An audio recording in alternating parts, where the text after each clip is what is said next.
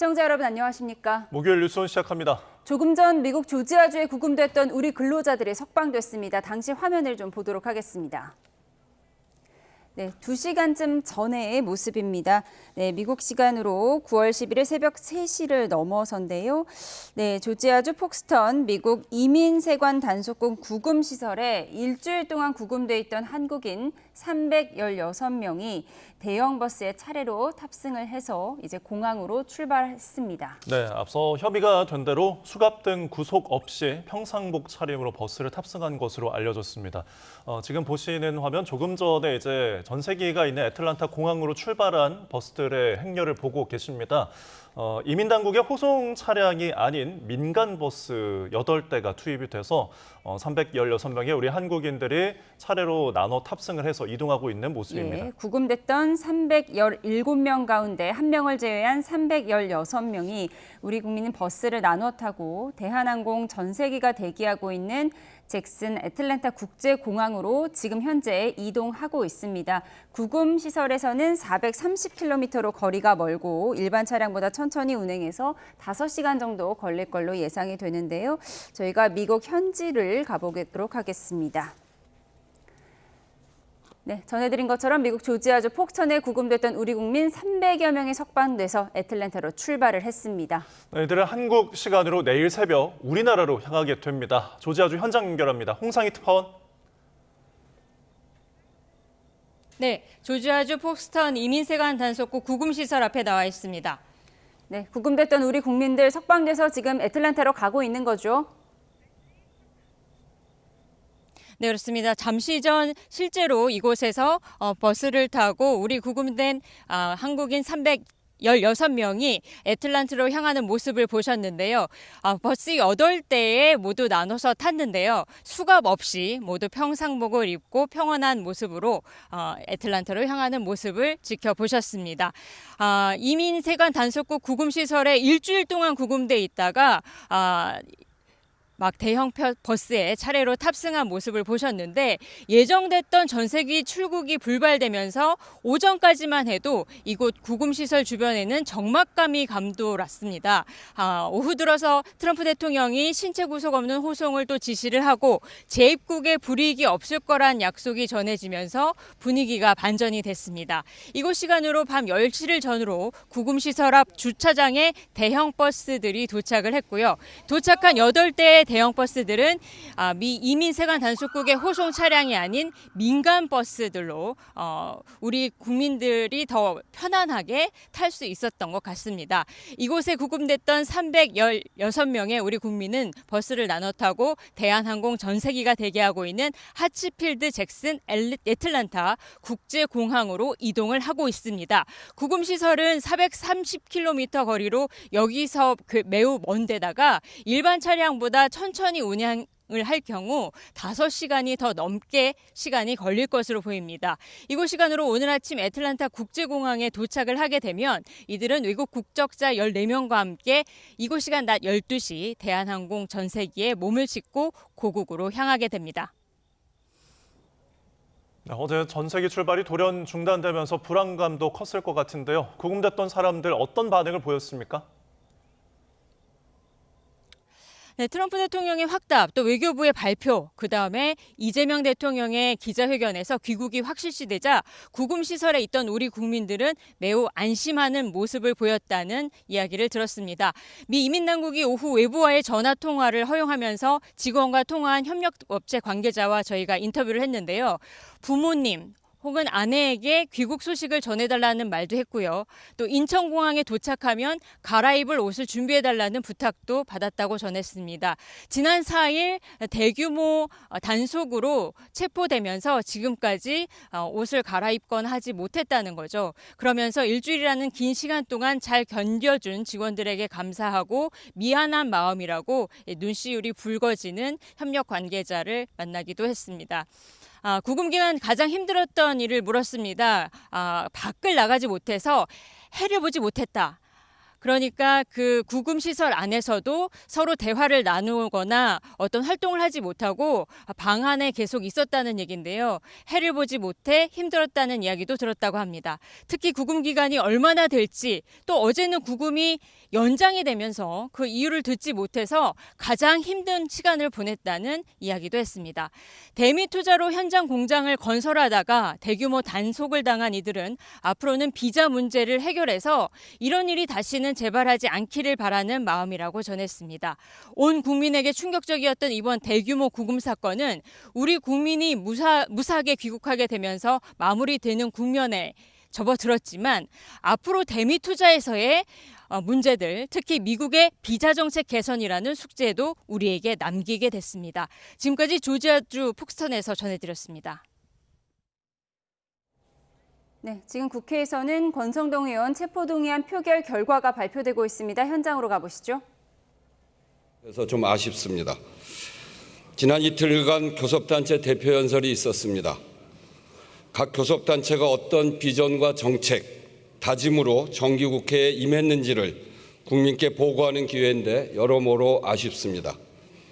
이곳 국회 본회의장은 국민의 삶에 영향을 주고 공동체를 규율하는 의사결정이 이루어지는 곳입니다. 그만큼 무거운 책임이 따르는 공간입니다. 정치 현실이 아무리 험악하더라도 지켜야 할 선은 지켜야 국민의 대표입니다.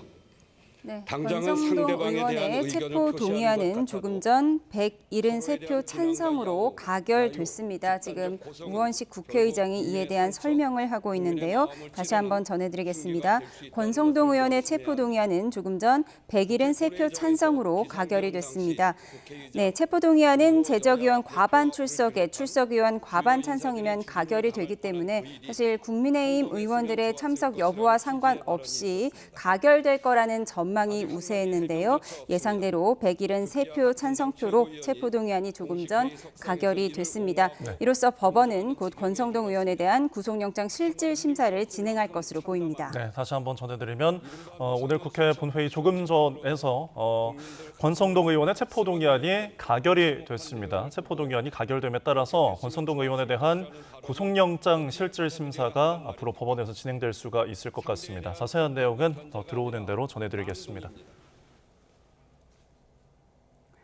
네, 다음 소식입니다. 미국 이민 당국에 구금된 우리 국민의 출국이 하루 지연된 건 트럼프 대통령이 미국에 남아달라고 요청했기 때문으로 확인됐습니다. 숙련된 한국 직원들이 계속 남아서 미국 직원들을 교육해주면 어떻겠냐는 건데 우리 정부는 일단 귀국한 뒤에 다시 돌아와서 일하는 게 좋겠다는 의견을 전달했습니다. 김선중 기자입니다. 애초 우리 국민들은 현지 시간 10일 한국행 비행기를 탈 예정이었습니다. 하지만 2시간여를 앞두고 돌연 미국 측 사정을 이유로 출발이 연기되면서 수갑 착용 때문이라는 관측까지 제기됐습니다. 이에 대해 외교부는 확인 결과 트럼프 미국 대통령이 한국으로 돌아가는 대신 미국에 계속 남으면 어떻겠냐고 권했기 때문이라고 밝혔습니다. 루비오 미 국무장관은 조현 외교부 장관과 만나서 이런 트럼프 대통령의 지시를 직접 설명했습니다. 숙련된 한국인들이 계속 일하면서 미국 직원들을 교육하도록 하는 것과 귀국한 뒤 재입국하는 방안에 대해 한국 측 입장을 알기 위해 귀국 절차를 중단시킨 것이라고 소개했습니다. 앞서 트럼프 대통령은 우리 국민들이 구금되자 공장 건설을 위해서는 숙련된 한국인들에게 미국 직원들이 배워야 한다고 말했습니다. Maybe we should help them along and let some people come in and train our people to do, complex things, whether it's battery manufacturing or computer manufacturing. 루비오 국무장관은 트럼프 대통령이 한국이 원하는 대로 신속히 협의하라고 지시했다며 이번 사태에 대한 한국 국민들의 민감성을 이해하고 있다고 강조했습니다. 이에 대해 조 장관은 우리 국민이 놀라고 지친 상태여서 일단 귀국한 뒤 미국에 다시 돌아와서 일하는 게 좋겠다는 의견을 전달했습니다. 양 정상 간의 신뢰관계가 쌓였기 때문에, 신뢰관계가 만들어졌기 때문에 이번 일이 이렇게 풀릴 수 있었지 않았나. 트럼프 대통령이 직접 이번 사태 해결에 나서면서 이후 비자 문제를 둘러싼 후속 논의에도 속도가 붙을 것으로 보입니다. YTN 김선중입니다. 한미 양국은 미국의 비자 제도가 우리 대미 투자를 뒷받침하지 못하는 데 공감하고 이를 개선하기로 뜻을 모았습니다. 미국 측에서 우리 국민에게 불이익을 주지 않겠다는 확답을 했다지만 재발 방지를 위한 후속 협의가 중요한 상황입니다. 취재기자 연결합니다. 나행 기자, 우여곡절 끝에 귀국 일정이 잡히긴 했는데 무엇보다 재발 방지가 중요하겠죠? 네, 우리 국민 구금 사태를 해결하기 위해 미국 현지로 간 조현 외교부 장관은 마코 루비오 미국 국무장관과 면담한 뒤 앤디 베이커 백악관 국가안보 부보좌관을 만났습니다. 베이커 부보좌관은 이 자리에서 현재 미국 비자 제도가 대미 투자를 뒷받침하지 못했다며 후속 조치를 적극적으로 추진하자고 말했다고 외교부는 전했습니다.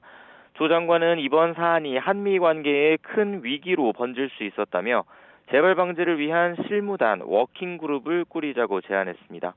외교부 관계자는 구금됐던 우리 국민이 미국에 다시 갈 때 불이익이 없을 거란 미국 측 입장은 확인했지만 구체적인 비자 사례마다 추가 협의를 해야 할 거라고 내다봤습니다. 단기 출장용 B1 비자나 비자 면제 프로그램의 일종인 전자여행 허가제 이스타를 통해 미국에 간 사례가 다수인데 재입국 시 비자가 만료됐다면 재발급을 받을 때 또 유효기간이 남았다면 재입국할 때 걸림돌이 없도록 후속 조치가 뒤따라야 한다는 겁니다. 외교부와 주한 미국 대사관은 미국 국무부와 비자 제도 개선을 위한 워킹그룹을 꾸리기에 앞서 새로운 유형의 비자를 만드는 방안을 모색하기 위해 실무 협의에 착수했습니다. 네, 그럼 우리 국민은 추방이 아니고 자진 출국 형식으로 돌아오는 거죠? 네, 외교부는 추방은 미국 이민법상 추방 명령에 따른 조치로 재입국 제한 같은 불이익이 수반된다고 설명했습니다. 불이익이 없다는 미국 측 확답을 받았다며 우리 국민의 귀국 형식은 자진 출국이라고 거듭 강조했습니다.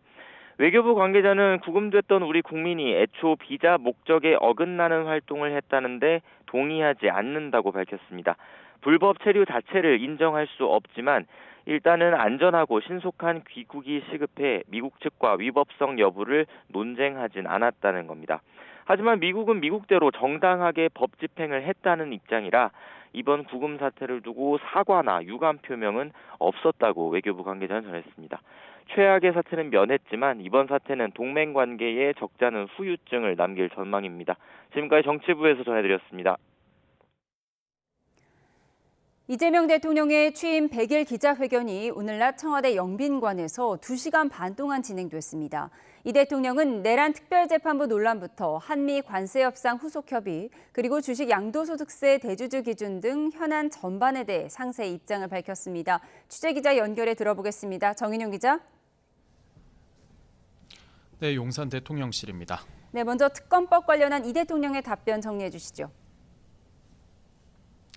네, 이재명 대통령은 어제 여야가 합의했다가 파기된 3대 특검법 개정안에 대한 자신의 생각을 밝혔는데요. 3대 특검의 수사기간을 추가로 연장하지 않는 해당 합의안에 대해 알지도 못했고 그렇게 하길 바라지 않는다고 입장을 명확히 했습니다. 그러면서 철저히 진상을 규명하고 상응하는 책임을 묻는 게 민주공화국의 본질적 가치라고 강조했습니다. 민주당이 추진하는 내란 특별재판부 설치를 두고도 사법부 독립이란 게 사법부 마음대로 하라는 게 아닌데 그게 왜 위헌이냐며 모든 건 국민에 달려있다고 말했습니다. 들어보겠습니다. 국회는 가장 직접적으로 국민들로부터 주권을 위임받은 것입니다. 사법부는 입법부가 설정한 구조 속에서 헌법과 양심에 따라서 판단하는 거예요.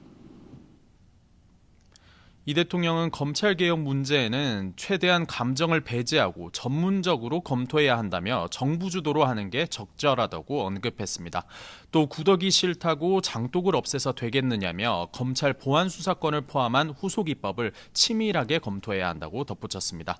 엉뚱한 사람에게 죄를 뒤집어 씌우는 것도 나쁘지만 죄를 지은 사람이 처벌받지 않고 큰소리치게 방치하는 것도 문제라고 지적했습니다. 네, 이 대통령 경제 주요 현안에 대해서는 어떤 입장을 밝혔습니까? 네, 한미 관세 협상 후속 세부 협의를 둘러싼 질문이 우선적으로 나왔는데요. 이 대통령은 협상이 진행 중이라 이야기하는 게 부적절하다면서도 어떠한 이면 합의도 국익에 반하는 결정도 하지 않는다고 못 박았습니다.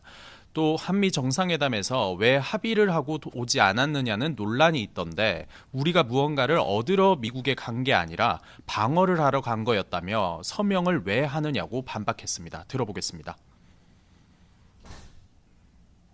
그 방어하면 됐지 뭐 사인을 합니까? 사인하면 좋으면 사인해야 되는데 우리가 이익되지 않은 사인을 왜 합니까? 최소한 합리적인 사인을 하도록 노력해야 되겠죠. 이 대통령은 주식 양도소득세 대주주 기준에 대한 의견도 밝혔는데요. 10억 원으로 기준을 강화할 건지를 두곤 한 개 종목에 대해 현행처럼 50억 원까지 면제해줘야 하는 건지 우선 의문을 표했습니다. 하지만 심리로 움직이는 주식시장에 장애가 생길 정도라면 고집할 생각은 없다며 한 발 물러설 뜻을 내비쳤습니다. 대체로 현행 그대로 두자는 의견이 모이고 있다며 국회 논의에 맡기겠다고 덧붙였습니다. 집값 안정화 방안을 둘러싼 질문도 나왔는데요. 이 대통령은 대한민국 경제 구조가 부동산 투기 중심인 측면이 있다며 정상적인 경제 성장에 장애가 되고 있다고 진단했습니다. 수요자를 실수요자 중심으로 바꾸고 부동산을 투자 명목으로 취득하는 일을 최소화할 필요가 있다며 반복적으로 대책을 내놓을 수밖에 없다고 설명했습니다. 이 대통령은 일반적 상속세를 낮추는 건 동의할 수 없지만 상속세 공제 한도는 18억 원으로 상향하는 쪽으로 상속세법을 개정하겠다고 밝혔습니다. 네, 이재명 대통령 대북 대일 관계에 대한 자신의 생각도 밝혔죠. 네, 이 대통령은 대북 정책에 대해선 한반도 평화가 군사적으로는 물론 경제적 측면에서도 중요하다며 긴장을 조금이라도 완화하는 게 우리한테 이익이 된다고 언급했습니다. 북한을 위하거나 자신이 북한을 추종해서가 아니라며 대한민국 안보와 경제, 민생을 위해 필요한 거라고 강조했습니다. 한일 관계에 대해선 대북 관계만큼 어려운 것 같다면서 협력할 건 협력하고 따질 건 따지고 규명할 건 규명해 나가려고 한다고 밝혔습니다. 이 대통령은 일문일답에 앞선 모두 발언에서 지난 100일을 회복과 정상화를 위한 시간으로 규정하며 코스피 지수 3,000선 돌파와 외교 정상화를 성과로 꼽았습니다. 또 남은 4년 9개월 동안 세계를 이끄는 혁신 경제로 진짜 성장을 추진하고 결실을 모두가 나누는 모두의 성장을 이뤄내겠다고 의지를 밝혔습니다. 이 대통령의 기자회견은 애초 예정됐던 90분을 넘겨 2시간 반 동안 진행됐고 기자 질문은 모두 22개를 소화했습니다. 지금까지 용산 대통령실에서 전해드렸습니다. 이재명 대통령 100일 기자회견에 여야는 상반된 반응을 내놨습니다. 민주당은 혼란의 시기를 딛고 회복과 성장을 이뤄냈다고 자평했고 국민의힘은 지금이 100일 기념잔치로 자화자찬할 때냐고 맹비난했습니다. 국회로 가보겠습니다. 박정현 기자. 네, 국회입니다. 네, 여야 반응 각각 전해주시죠. 네, 민주당은 지난 100일은 대한민국을 정상화하고 새로운 희망을 만든 시간이었다고 강조했습니다. 국민 주권정부는 내란으로 인한 민생고를 해결하기 위해 수경 편성으로 민생 회복 마중물을 마련했고 국익 중심 실용외교로 성과를 거두고 있다고 밝혔습니다. 김병기 원내대표 아침회의 발언입니다. 이재명 정부는 민생과 통합, 회복과 성장을 최우선 과제로 삼았습니다. 100일은 또 다른 출발선입니다. 대한민국은 계속 전진해야 합니다. 국민의힘은 대통령 회견 직후 장동혁 대표가 기자 간담회를 열었습니다. 회복의 100일이 아닌 파괴의 100일이었다며 민주공화국을 민주당 공화국으로 만드는 시간이었다고 평가절하했습니다. 관세 협상에서 뭘 받아왔는지, 코스피 5천은 어디로 갔는지, 기업들 국외 이탈이 가속되고 있는데 대책은 뭔지 하나도 답하지 않았다며 날을 세웠습니다. 손에 잡히는 것이 없는데도 불구하고 마치 무엇인가 있는 것처럼 또 밥상 차려놓고 숟가락 얹기 바쁜 숟가락 대통령을 우리는 취임 100일 만에 맞이하고 있습니다. 네, 지금 국회 본회의가 열리고 있는데 지금 상황 어떻습니까? 네, 오늘 오후 2시 본회의가 열릴 예정이었는데 1시간가량 늦춰졌습니다. 바로 3대 특검법 개정안 때문인데요. 어제 양당 원내대표가 특검 수사기간을 늘리지 않고 인력도 최소한으로 충원하는 개정안에 합의했는데 당내 강경파 등 반발로 합의가 없었던 일이 됐습니다. 정청래 대표가 지도부 뜻과 다르다며 재협상을 지시한 건데요. 여기에 이 대통령까지 오전 기자회견에서 내란 진상규명과 정보조직법 개편안을 어떻게 맞바꿀 수 있느냐고 말했습니다. 김병기 원내대표는 비공개 최고위에 불참하고 정 대표의 사과를 요구하며 불편한 심기를 드러냈는데 결국 오 의원총회에서 정청래 대표가 매끄럽지 않은 일련의 과정들에 대해 부덕의 소치라며 사과했습니다. 민주당은 애초 민주당이 발의한 덧센 특검법 원안에서 야당의 요구를 일부 수용한 법안을 제출했습니다. 수사기한 연장, 인력 확충 등은 원안대로지만 군검찰에 대한 지휘권과 특검 종료 뒤 수사지휘 문제 등은 수정한 겁니다. 국민의힘은 취임 100일의 결과물이 4분이냐며 당내 권력 다툼에 여야 합의는 휴지 조각이 됐다. 정청래 대표는 여의도 대통령 놀이에 심취했다고 비판했습니다. 국민의힘은 합의 파기 항의의 뜻으로 본회의장을 나왔고요. 대신 내일 대규모 규탄 대회를 국회와 용산에서 잇따라 연다는 계획입니다. 국회 정보위원회에서 나온 북한 소식도 정리해 주시죠. 네, 오전 열린 국회 정보위원회에서 지난 3일 중국 전승절 관련 국가정보원의 비공개 보고가 있었습니다. 여야 간사들이 이후 백브리핑을 진행했는데요. 국가정보원은 김정은 북한 국무위원장의 딸인 주혜가 지난 전승절 계기 중국 방문을 통해 유력 후계자로서 입지를 다진 측면이 있다고 분석했습니다. 김주혜가 북한 대사관에 머물며 외출을 자제했고 귀국 때도 전용 열차에 미리 타 노출을 피했지만 유력 후계자로서 입지에 필요한 혁명서사는 충분히 확보한 거로 보인다는 겁니다. 또 김정은이 이번 방중에서 행사 전체 일정을 특별한 문제 없이 무난히 소화했다며 건강엔 큰 이상이 없어 보인다고도 판단했습니다.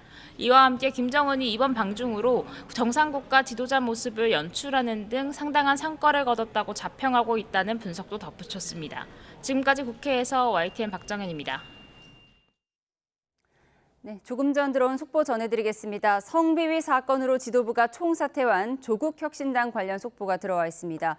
조국 혁신정책연구원장이 당 비상대책위원장으로 조금 전에 선출이 됐습니다. 서왕진 조국혁신당 원내대표가 기자들과 만나서 조 원장을 단일 후보로 추천해서 찬반 투표를 진행한 결과 압도적 다수 찬성으로 선출이 됐다고 밝혔습니다. 이로써 오는 15일부터 조국혁신당은 조국 원장을 위시로 한 비대위 체제가 가동할 것으로 보입니다. 자세한 소식은 들어오는 대로 추가로 전해드리겠습니다. 네, KT가 무단 소액결제 사태 원인으로 지목된 불법 초소형 기지국을 통해 이용자 5,561명의 개인정보 유출 가능성이 있다고 밝혔습니다. KT는 오늘 불법 초소형 기지국 2개 신호를 받은 KT 고객이 19,000명이며 이 가운데 5,561명의 가입자 식별번호, 즉 IMSI가 유출된 정황을 파악해 개인정보보호위원회에 신고했다고 밝혔습니다. 이에 따라 불법 초소형 기지국 신호를 수신한 이력이 있는 이용자 전원의 유심을 무료 교체하고 유심보호 서비스를 제공하겠다고 설명했습니다. 브리핑에 앞서 KT 김영섭 대표는 소액결제 피해 사고로 큰 불안과 심려를 끼쳐 사과드린다며 국민과 피해 고객에게 죄송하다고 머리를 숙였습니다. 네, 저희가 앞서서 조국혁신당의 속보를 전해드렸는데요. 조국 원장의 비대위원장 선임에 대한 내용을 전해드렸습니다. 조국 비대위원장의 입장이 나왔습니다. 혁신당 창당 때보다 무거운 마음을 가지고 있고 초심으로 돌아가겠다라는 입장을 밝혔습니다. 그리고 앞서 성비위 사건과 관련해서 피해자께 진심으로 사과를 드린다며 지원과 제도적 정비를 다하겠다는 각오를 말씀을 전했습니다. 다시 한번 전해드리겠습니다. 조국 혁신당 조국 비대위원장의 선임과 관련해서 입장문이 조금 전에 나왔는데요. 혁신당 창당 때보다 무거운 마음으로 초심으로 돌아가겠다. 피해자께 진심으로 사과하고 지원과 제도적 정비를 하겠다라고 밝혔습니다. 자세한 내용은 더 들어오는 대로 전해드리겠습니다. 네, 코스피가 어제 이어 또다시 45년 역사상 새 기록을 세웠습니다. 이 개장 후 단숨에 전날 사상 최고 기록을 깬 뒤 숨고르기에 들어갔던 우리 증시는 결국 3,344.2로 마무리가 됐습니다. 취재기자 연결해서 증시 소식 알아보겠습니다. 오동건 기자, 코스피가 이틀 연속 최고치를 기록했다고요? 그렇습니다. 개장하자마자 장중 사상 최고치를 갈아치운 코스피가 종가 기준 최고치도 경신하며 마감했습니다. 코스피는 전장보다 0.9% 오른 3,344.2로 거래를 마쳤습니다. 어제 세운 종가 기준 사상 최고 기록을 하루 만에 새로 썼습니다. 오늘 시장은 정부가 양도세를 부과하는 대주주 기준을 종목당 50억 원에서 10억 원으로 낮추려던 계획을 고집하지 않겠다고 하면서 환호했습니다. 이틀 전부터 그에 대한 기대감으로 코스피가 오랜 박스권에서 벗어났는데 오늘 이재명 대통령의 취임 100일 기자회견으로 날개를 달았습니다. 이 대통령은 오늘 대주주 기준 강화를 고집하지 않겠다고 공식적으로 밝히고 또 주식시장 정상화를 위해 배당 소득 분리과세 세율 조정과 3차 상법 개정도 언급했습니다. 코스피는 3,336으로 개장해 장 초반 3,344까지 올랐고 연 이틀 사상 최고치를 경신했습니다. 뉴욕 증시에서 글로벌 IT 기업 오라클 주가가 폭등하며 수혜를 본 SK하이닉스는 한때 31만 5천 원까지 올라 52주 신고가를 경신했는데 결국 30만 7천 원으로 마감했습니다. 장중 7만 3,600원까지 올랐던 삼성전자도 1.1% 오른 7만 3,400원으로 마감했습니다. 코스닥은 전장보다 1.76포인트, 0.21% 오른 834.76으로 장을 마감했습니다. 코스닥도 834로 출발해 836까지 올랐지만 장중에 외국인과 기관이 순매수에서 순매도로 돌아서며 상승세가 약해졌고 종일 등락을 거듭하며 횡보하는 모습을 보였습니다. 서울 외화시장에서 원달러 환율은 1,389원으로 출발해 3시 30분 기준 1,391.8원을 기록했습니다. 중동 위기가 다시 고조되고 미국과 영국, 독일 등 주요국 국채 금리가 오르면서 달러화 수요가 되살아나고 있기 때문으로 분석됩니다. 지금까지 경제일보에서 YTN 오동건입니다. 12.3 비상계엄 관련 내란 외환 의혹을 수사하는 조은석 특별검사팀이 수사기한 연장을 결정했습니다. 박지영 특별검사본은 오늘 브리핑에서 특검법에 따라 주어진 수사기간 90일에서 30일을 연장하기로 하고 그 사유를 대통령과 국회에 서면으로 보고했다고 밝혔습니다. 이번 연장 결정으로 내란 특검은 다음 달 15일까지 수사를 이어갈 수 있게 됐습니다. 박 특검보는 외환 의결방해 의혹 등 여러 사건 수사가 한창 진행 중이고 압수물 분석 이후에 진행해야 하는 수사도 있다며 현재 진행 중인 수사가 상당하기 때문에 기간 연장이 필요하다고 설명을 했습니다. 네, 조금 전 국회 본회의에서 특검법에 대한 수정안이 통과가 됐다는 속보를 전해드리겠습니다. 덧센 특검법이 민주당 주도로 국회 본회의를 통과를 했습니다. 특검 수사기간 연장과 인력 증원이 핵심인데요. 여야의 합의안은 폐기가 됐고 국민의힘은 반발해서 표결에 불참한 상황에서 민주당 주도로 3대 특검에 대한 덧셈 특검법이 국회 본회의를 통과했다는 소식입니다. 특검의 수사기간 연장 그리고 인력 증원이 핵심인데요. 앞서 원내대표 간의 합의가 있었지만 오늘 그 합의안이 폐기가 돼서 원안에서 조금 수정이 된 덧셈 특검법이 통과가 됐다는 소식입니다. 자세한 표결 내용은 들어오는 대로 전해드리겠습니다. 네, 구속심사를 앞두고 도주했던 삼부토건 이기훈 부회장이 택배를 찾다가 검거된 것으로 파악됐습니다. 특검은 오늘 조사를 마치면 이 부회장에 대한 구속영장을 청구할 예정인데요. 취재기자 연결합니다. 안동준 기자. 네, 서울 광화문에 있는 김건희 특검 사무실입니다. 네, 도주했던 이 부회장이 검거된 경위가 드러났다고요?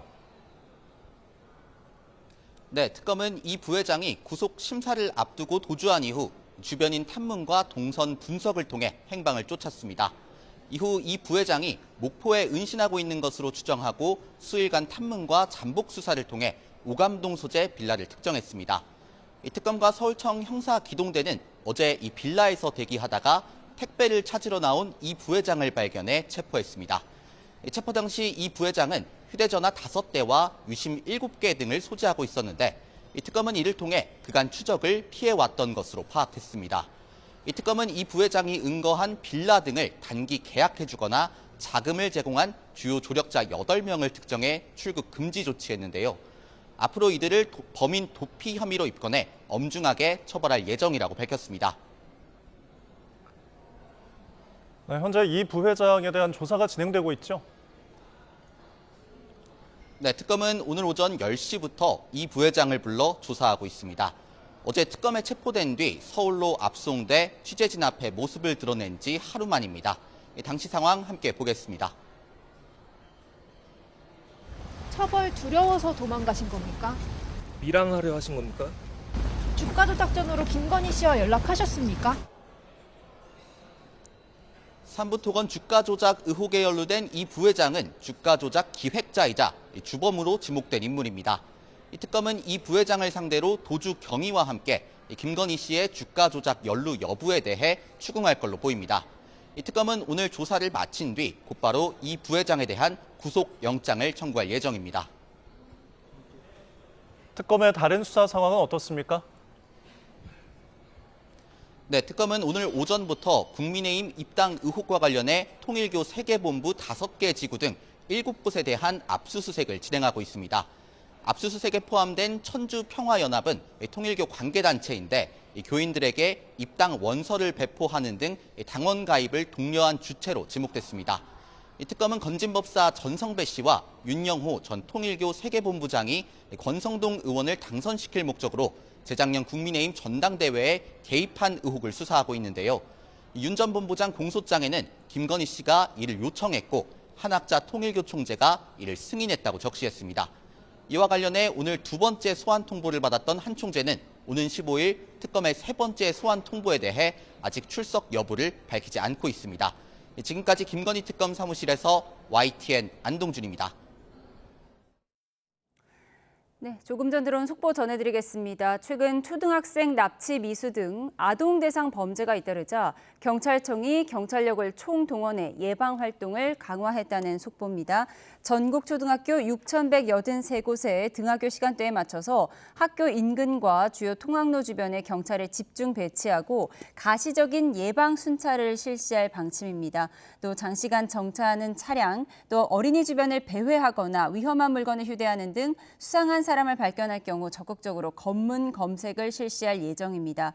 이를 위해서 경찰은 전국 지구대 파출소 소속 지역경찰과 기동순찰대를 비롯해서 교통경찰, 학교 전담 경찰관 등 총 5만 5천여 명에 이르는 경력과 함께 필요한 경우 형사경찰관 기동대까지 최대한 동원한다는 계획입니다. 이에 대한 자세한 소식 들어오는 대로 추가로 전해드리도록 하겠습니다.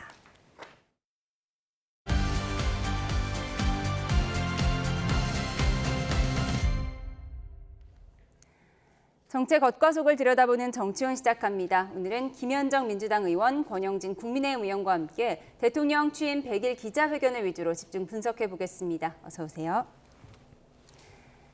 이재명 대통령이 정부 출범 100일 맞이 기자회견을 했습니다. 취임 30일 회견에 이어서 2번째인데요. 앞서 대통령실에서는 되도록 많은 질문을 받겠다고 했는데 미국 구금 사태 진행 상황에 대한 답변부터 들어보시죠. 사실은 당황스럽죠. 그런데 이거는 한국과 미국의 문화적 차이도 좀 있는 것 같아요. 한국은 미국인들이 여행 비자 가지고 와서 학원에서 영어 가르치고 거의 다 그러고 있지 않아요? 그냥 우리는 뭐 그럴 수 있지 뭐. 내 생각을 합니다. 근데 그쪽은 절대 안 돼. 이렇게 생각하고 있는 것 같아요. 온갖 과격한 모습으로 이렇게 추앙하고 있죠. 다만 아마 진출한 우리 기업들이 매우 당황스러운 상태일 거예요. 취임 100일을 자축하는 기자회견을 취소하고 즉시 미국으로 달려가야 할 것입니다. 아무리 생각해봐도 매맞을 일은 특검 농단밖에 없습니다. 대통령 비서실장이 석방 교섭이 마무리됐다, 전세기가 뜬다고 자신 있게 말한 이후에 대한민국과 미국에서 일어난 일은 딱 하나, 소년보 목사에 대한 구속입니다. 트럼프 대통령이 그토록 경고했던 종교 탄압입니다. 네, 구금됐던 우리 국민들 지금 석방돼서 공항으로 향하고 있는데 이에 대한 질문이 쏟아졌습니다. 지금 이재명 대통령은 한국과 미국의 문화 차이도 있었을 것 같다. 지금 우리 기업들이 많이 당황했을 것 같다. 이런 답변을 내놨거든요. 일단은 저는 이재명 대통령이 약간 전략적인 발언 아닌가 싶습니다. 왜냐하면 지금 세포 구금 사태가 일어난 이후에 실질적으로 그 문제에 대한 원인을 규명하고 재발 방지를 해야 되잖아요. 그럴 때 이제 비자 문제 해결을 위해서 저런 발언을 좀 한 것 같아요. 그러니까 사실 우리나라가 이번에 한미 간세 협상 이전에도 대미 투자액이 거의 1위 국가였거든요. 그렇죠. 그렇게 투자를 많이 하고 또 한미는 동맹 국가잖아요. 그럼에도 불구하고 이게 체포 구금하는데 사전 통지도 없이 이렇게 또 체포를 쇠사슬이나 뭐 밧줄 같은 거를 묶어서 하는 것들 영상으로 다 송출까지 했잖아요. 그런 거에 대해서 좀 아쉬움이 있는 거 아닙니까? 그런 거에 대한 우려도 좀 제기도 하고 또 앞으로 계속해서 대미 투자가 이어질 것인데 이렇게 한국인 노동자들이 미국에 가서 이렇게 비자 문제 때문에 문제가 생기면 안 되잖아요. 그런 거에 대한 근본적인 개선책 이런 것들도 필요하다라는 취지의 메시지를 전달한 것 같습니다. 예, 다행히 석방돼서 지금 공항으로 향하고 있긴 한데 어제 하루가 갑자기 연기되면서 온 국민들이 불안해했었거든요. 이에 대해서 장동혁 대표가 석방이 미뤄진 것은 특검 농단 때문이다 이렇게 얘기했습니다. 우리 정부가 종교 탄압했기 때문에 이에 대한 미국의 반응이라는 해석을 내놨는데 이 부분 어떻게 보셨습니까? 글쎄요. 미국이 어떤 의미로 하루를 늦췄는지 모르겠지만은 정부는 이미 지난 일요일 날 우리 대통령 비서실장은 협상이 마무리가 돼서 곧 나올 거라고 했는데 그로부터도 지금 시작에 닷새가 더 끌어졌거든요. 근데 저는 오늘 대통령께서 당황스럽다라고 말씀을 하실 때 그 말씀을 들으면서 참으로 당황스러웠어요. 사실은 이제 한미동맹이 한 70주년이 됐습니다. 70주년 한미동맹사에서 우리 국민들이 316이라는 분들이 미국에 그것도 투자 약속을 지키기 위해서 일하러 갔던 근로자들이 마치 테러리스트들이나 되는 양 쇠사줄에 줄줄이 엮여서 그 열악한 구금시설에 일주일 동안 지금 속옷도 못 갈아입었다는 거 아닙니까? 그분들이 나와서 공항에 가족들 보고 속옷 좀 가지고 나오라고 하는 그런 열악한 시설에 이런 일이 있었습니까? 한미동맹사에서.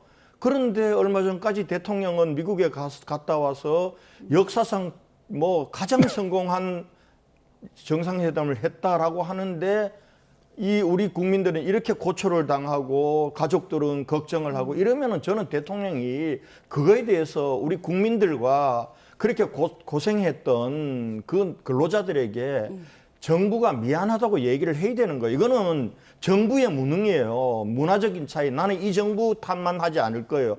역대 정부도 똑같아요. 우리 늘상 저렇게 우리 국민들을 미국에 가면은 비자 문제 때문에 저렇게 위험한 지경에 계속 몰아넣고 왔던 거거든요. 그게 이번에 터진 거란 말이에요. 그러면은 정부가 국민들에게 죄송하다고 얘기해줘. 그걸 당황스럽다라고 얘기하는 거 보면서 저는 정말 당황스러웠어요. 대통령의 인식에 대해서. 근데 그거는 이제 미국을 보고 한 얘기죠. 미국의 그런 조치들을 보고 그리고 저렇게 말씀하신 것처럼 처음 저런 일이 벌어졌잖아요. 그럼 그거에 대해서 당황스럽다라고 얘기한 거고 제가 좀 전에 그 해석에 대해서는 약간 전략적인 그런 표현의 의미도 있다라고 제가 말씀드린 것은 말씀하신 것처럼 지금 미국 같은 경우는 전문직 취업 비자 이런 게 이렇게 8만 명 좀 넘게 이렇게 매년 이제 한 번만 이렇게 해준다고 하는데 실제로 신청자는 48만 명이 넘는다는 거 아닙니까? 그만큼 이제 쿼터제가 적용되어 있지도 않고 거기다가 이제 한미 간 FTA가 체결된 국가 같은 경우에는 E4 비자라 해서 이민 전문직 취업 비자가 있는데 모든 그 한미 FTA를 체결한 국가들은 그 쿼터를 받고 있는데 우리나라만 2012년도에 체결됐음에도 불구하고 한 건도 받지는 못하고 있다는 겁니다. 그래서 그 문제를 해결하기 위해서 그 박근혜 정부 때부터 계속해서 노력은 했지만 그게 이제 또 비자의 문제가 국경의 문제이기도 해서 잘 해결이 안 된다라고 외통위원들께서도 말씀하시더라고요. 그럼에도 불구하고 이번에는 이제 이런 위기가 저는 이제 기회라고도 생각을 하는데 왜냐하면 미국에서도 지금 대미 투자와 관련된 니즈가 있는 것이고 또 미국의 그 국민들을 고용과 관련된 문제들도 해결해야 되는 또 숙제도 갖고 있는 거잖아요. 그렇기 때문에 지금 이런 그 위기를 기회로 삼아가지고 비자 문제를 근본적으로 해결하는 그런 거를 좀 했으면 좋겠고 국민의힘에서 지적은 할 수 있다고 봅니다. 그런데 이제 그 지적의 일부는 좀 트럼프 대통령의 그런 럭비공 같은 스타일 모든 그 국가의 간의 그 동맹 국가 간의 간에도 그걸 비즈니스 관점에 접근하는 그런 데서 기인한 거 아닙니까 사실은. 그런 거에 대한 비판도 같이 하고 그리고 사실 국민의 생명과 안전과 관련된 문제니까 이런 거는 여야가 같이 좀 협치해서 소당적으로 좀 대응해 줬으면 여야 좋겠습니다. 입장은 조금 다를 수 있지만 지금 버스를 타고 공항으로 향하는 우리 국민들 무사히 귀국할 수 있기를 바라는 마음 한마음입니다.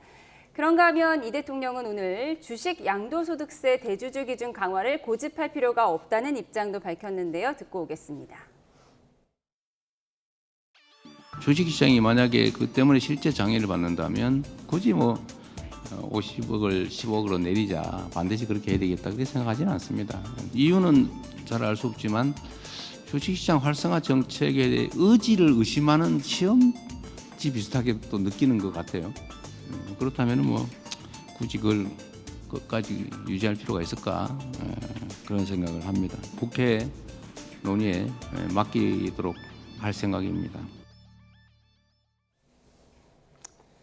네, 코스피가 연이어 최고점을 찍긴 했는데 그래서 주식 양도소득세 대주주 기준 완화 이 부분에 있어서 입장을 오늘 밝힌 건가요? 밝혔다고 보시면 될 것 같습니다. 뭐 우리 여당에서도 국회에 맡기겠다고 하셨어요? 네, 그러니까 여당 내에서도 50억으로 환원하자고 제안도 이미 했었고 네. 또 장동혁 대표도 그걸 제안을 했지 않습니까? 그래서 긍정적으로 검토하겠다고 하셨으니까 아마도 50억으로 다시 이제 환원하는 조치를 할 것 같은데 이재명 대통령님의 그 실용주의적 면모가 그대로 보여지는 것 같아요. 사실 저희가 이재명 정부에서 코스피 5천을 공약했잖아요. 그래서 그거를 위해서 상법 개정도 하고 있고 또 지금 배당소득 분리과세 관련된 법안도 지금 정부안이 제출되어 있고 막 그런 상황이잖아요. 그런데 이제 증시는 또 심리가 중요하다고 하잖아요. 그런데 그런 코스피 5천을 가는 길목에서 대주주 양도세를 10억으로 내리는 것들이 시장에서는 이 정부가 이 코스피 5천원에 대한 의지가 없나 이렇게 의심할 수가 있거든요. 그렇다면 시장을 이길 수는 없는 것이니까 그런 차원에서 그리고 또 이거를 10억으로 내린다 해서 세금이 거치는 것도 크지도 않고 오히려 그거로 인해서 연말에 이제 그 매도 물량이 쏟아짐으로 해서 주가가 하락하는 그거로 인해서 오히려 또 거치는 거래세라든지 이런 게 좀 줄어들 수가 있거든요. 그래서 그런 것들을 다 감안해 가지고 여기 말씀하신 것 같고 예. 잘하신 것 같습니다. 예, 대주주 기준은 50억으로 유지할 것 같다라고 정리해 주셨습니다. 한편 이재명 대통령은 오늘 기자회견에서 국민의힘 장동혁 대표 관련 언급을 했는데요. 뭐라고 했는지 직접 들어보시죠.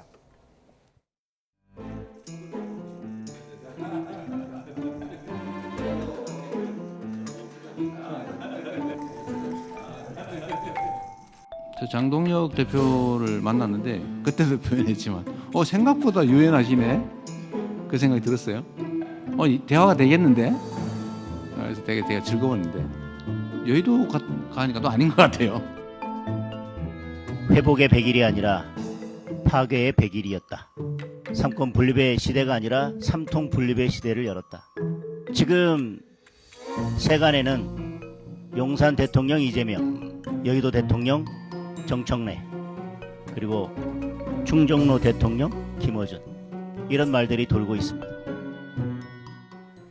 네, 이재명 대통령이 장동혁 대표 만나보니까 생각보다 유연한 줄 알았는데 여의도로 가니까 또 다르다고 했습니다. 그랬더니 장동혁 대표가 이제 삼권 분립의 시대가 아니라 삼통 분립의 시대라는 얘기를 했습니다. 여의도 대통령은 정청래 대표고 충정로 대통령이 김어준 씨다 이런 발언을 했는데요. 어떤 배경이죠? 아니 뭐 시중에 국민들 사이에서 그런 얘기가 떠도니까 저렇게 장동혁 대표가 저렇게 말씀하셨는데 대통령께서 좀 아프셨나 봅니다. 그 얘기에. 그런데 이제 지난번 여의도 오면 달라진다라는 건 대통령이 그렇게 말씀하실 게 아니라 친정이라고 있는 여의도에 있는 당이 어떻게 하고 있는 걸 잘 보셔야 돼요. 대통령은 취임사에서도 국민통합을 강조하시고 국민통합을 성장의 동력으로 삼겠다고 하셨어요.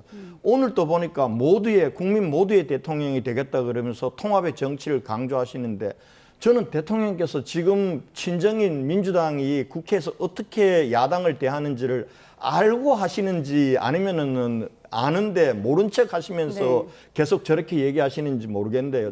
대통령을 만나서 사실은 대통령에게 장동혁 대표가 대통령의 회담 제안에 가는 것 자체도 부담이었어요. 지금 여당은 야당을 파트너로 인정하지 않잖아요. 심심하면은 내란 공범이다, 해산시키겠다 이렇게 하니까 이제는 투쟁해야 된다 하는데 그래도 대통령이 외국 갔다 오셨으니까 그 성과를 가지고 하시겠다 하는 손을 뿌리치지 말자 하고 가셨단 말이에요. 예. 그럼 거기서 손을 잡았는데 그 다음 날 대표 연설에서 정청래 대표가 어떻게 했냔 말이에요. 바로 야당 앞에 대놓고 내란 공범이라 그러면서 해산을 협박하고 이렇게 하는데 어떻게 장동혁 대표가 야당에 내미는 손을 뿌리치는데 어떻게 거기에 대해서 좋은 얘기를 하겠습니까? 이게 여야 관계란 건요. 협치는 대통령 말 그대로 더 가진 여당이 좀 내놓는 겁니다. 양보하면서 야당에 끌고 가는 겁니다. 근데 오늘 또 보면은 아니 여야 원내대표 간에 어제 6시간 줄다리기로 다 합의해놓은 특검법 개정안하고 정부조직법 개편도 지금 하루도 못 가서 정청래 원내대표가 뒤집어 버리잖아요. 그런데 나는 대통령이 그거에 대해서 당에 좀 정청래 대표를 나무랄 할 줄 알았어요. 근데 오늘 보니까 대통령도 기자회견에서 똑같아요, 그 인식이. 그러면서 당신이 몰랐다고 얘기하는데 저건 모를 수가 없는 겁니다. 원내대표가 용산하고 소통 없이 저걸 합의를 한다고요? 근데 와서 밤사이에 여론이 나빠지니까 모른 척하면서 지금 또 협치를 깨는 일을 하고 있다. 저는 그렇게밖에 이해가 안 됩니다, 저는. 예, 말씀하신 부분을 저희가 좀 정리를 해드리도록 하겠습니다.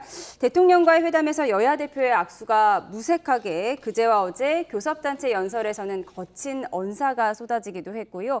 그리고 특검법이 어젯밤에 여야 합의가 됐다는 소식이 전해지면서 이게 웬일인가 했는데 밤사이에 또 뒤집어졌습니다. 그 내용을 좀 정리해 보도록 하겠습니다. 시계를 어젯밤으로 돌려보죠.